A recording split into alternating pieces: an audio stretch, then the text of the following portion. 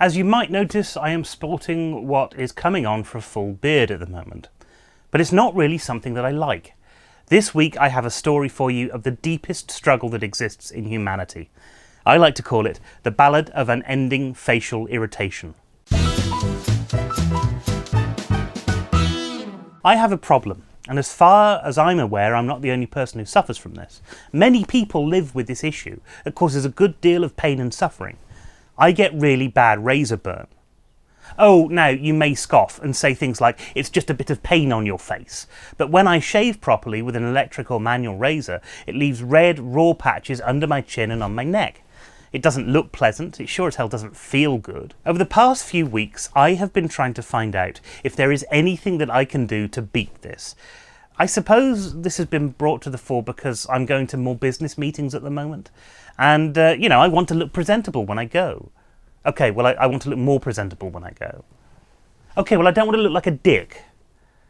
Fine, I don't want to look like more of a dick than I absolutely have to. Are you happy now?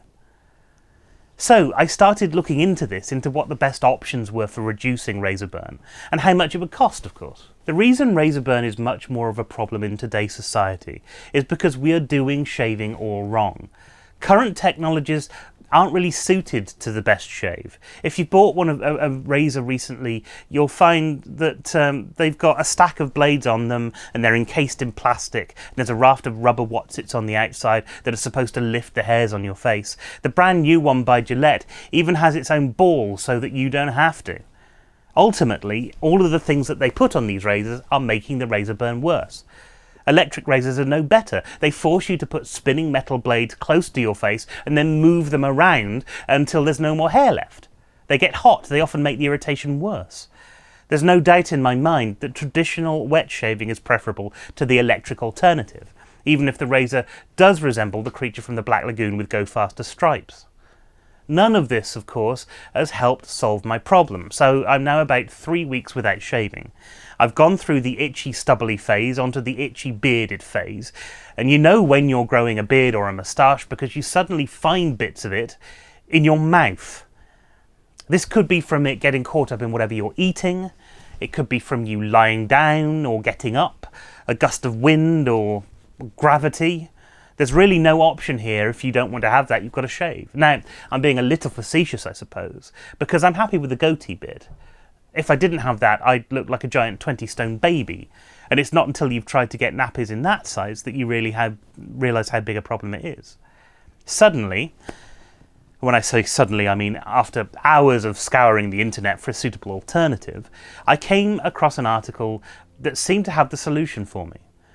They'd done some experiments with older shavers, and they determined that the old safety razors, you know, the ones where you put the razor blades into them and then screw the handle back in, well, those are the best ones to beat razor burn. So I've decided to give it a go. It's not arrived yet, but I'm expecting it shortly, and I'm looking forward to seeing the results. There are several benefits to using these types of razor, it seems.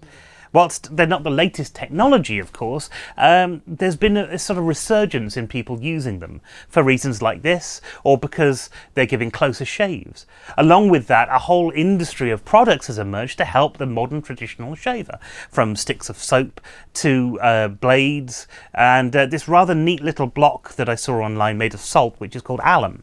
And you wet it and you rub it on your face after you've shaved. And it appears to have some very extraordinary powers. It's able to help bleeding, and it aids in reducing razor burn even more. So this, I mean, it seems like a win-win situation for me. And not just because of my itchy face. After an initial outlay on a razor of about £30, the blades are actually quite cheap for about £10. You're going to keep going all year. That's a massive saving on plastic razors, whose blades can cost anything up to £20 for a pack of 5. That means in just 3 months, I would have started saving money on this switch, and I'd have a more traditional shave. I'd have a closer shave. I'm probably going to be in less pain. Now, I could save even more money if I went with the old straight razors, you know, the cutthroat ones.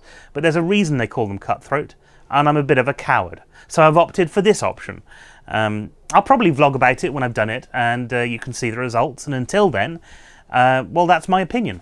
Let me know yours by leaving a comment below. You can also like, share and subscribe, as well as finding us on Twitter at Burnt Papyrus and at Steve_Mellor, or on Facebook /Burnt Papyrus. Until next time, have a wonderful week.